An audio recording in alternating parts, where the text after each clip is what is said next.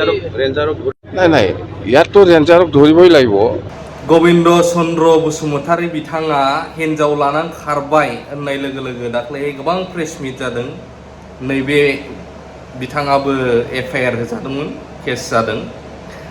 आरो लोगोसे मोनसे खौरां दंबावो जे जाय मैया जों खोनाबाय थादों थैनाय बर' सासे एनकाउन्टार खालामजानाय, दा बिनि सायावहाय रेन्जारखौ मानो हमनाय जाखो? मैया मोनसे भिडिअ थालांदों आरो ससे। बे रेन्जारखौ मानो हमनाय जाखो जोंहा हाग्रामा महिलारि साराबो बुंदों। दा बिनि सिगां जाय जोंहा मानाव गेदेर बिटिआरनि डिपुटि चिफ बा बिटिसिनि बिटिसियावनो दङ एक्सुवेलि लिरनाया, बिथां गबिन्द चन्द्र बसुमतारी सारखौहाय हिन्जाव लानानै खारदों होननाय लोगो लोगो गोबां दावराव जानायखौ नुदोंमोन जोङो।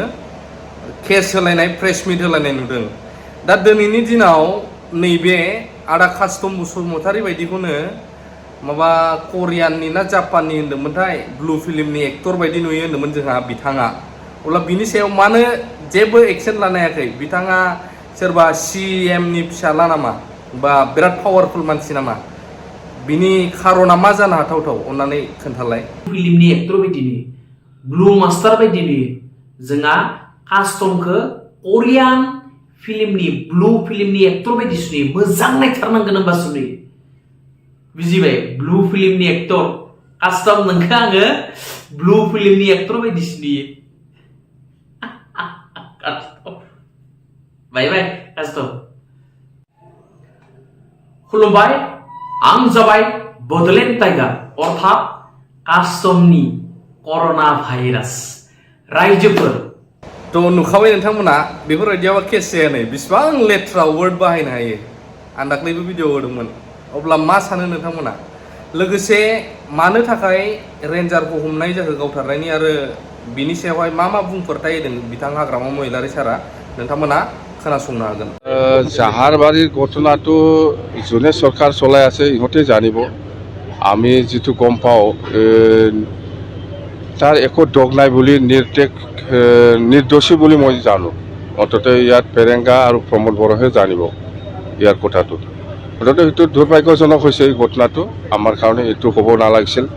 ইমান শান্তিকৈ আছিলে, এতিয়া আৰু বিটিচিত গণ্ডগোল। তো বিটিচিত ক'ব গ'লে শান্তি নাই বুলি আমি ক'ব পাৰিম এতিয়া। আমাৰ দিনতো এনেকুৱা হোৱা নাছিলে। এনেকুৱা সেইটোৱে ঘটনা হ'ব। নাই নাই ইয়াততো ৰেঞ্জাৰক ধৰিবই লাগিব। ৰেঞ্জাৰক ধৰিলেহে গম পাব গোটেই কথাটো। ৰেঞ্জাৰক পিক আপ কৰিছে পুলিচে, ভাল। ৰেঞ্জাৰে গোটেই কথাটো কৈ দিব কি হৈছে কি হোৱা নাই। ডিপাৰ্টমেণ্ট হিচাপে ৰেঞ্জাৰে দোষী, ৰেঞ্জাৰক ধৰিবই, তাৰ পৰা ষ্টেটমেণ্ট ল'ব, তেতিয়া তাৰ পৰা গোটেই কথাটো ওলাব কেনেকৈ হৈছে কি হৈছে, সেইটো বাছ। নাই এতিয়া প্ৰমোদ বড়োৰ দিনত সেইবিলাক ঘটনা হৈয়ে থাকিব। তাৰমানে সেই শান্তিকৈ চলাব পৰা নাই, মুঠতে অশান্তি। চব জাতি অশান্তিতে আছে, চব জাতি অশান্তিয়ে আছে। আপোনালোকেও মিডিয়াৰ যোগেদি দেখি আছে, চবেই ৰাইজে দেখি আছে যে মানে ভাল নহয় পৰিৱেশটো, বিটিচিৰ পৰিৱেশটো। সেই পৰিৱেশটো যাতে ভাল আনিব পাৰে, তাৰ কাৰণে মই পূজাও কৰিছোঁ, গীৰ্জাটো মই প্ৰাৰ্থনা কৰিছোঁ। মুঠতে সকলো ধৰ্মকে সন্মান দি পেলাই মই শান্তিৰ কাৰণে মই প্ৰাৰ্থনা কৰি আছোঁ বাছ। স্যার, গাঁৱৰ বাসিন্দাসকলে এলিগেশ্যন দিছে এইটো ফৰেষ্টে পইচা লয় আকৌ আৰু মাৰিছে। নাই নাই প্ৰমোদৰ কেৰেক্টাৰটো সেইটোৱে, পইচা খাব বিল নাদিব, একে ঘটনা। ফেৰেংগাও এনেকুৱা, পইচা খাব বিল নাদিব। ইহঁতৰ কেৰেক্টাৰটোৱেই সেইটোৱেই, খাব খাই পেলাই আৰু মাৰিব বাছ, সেইটোৱেই।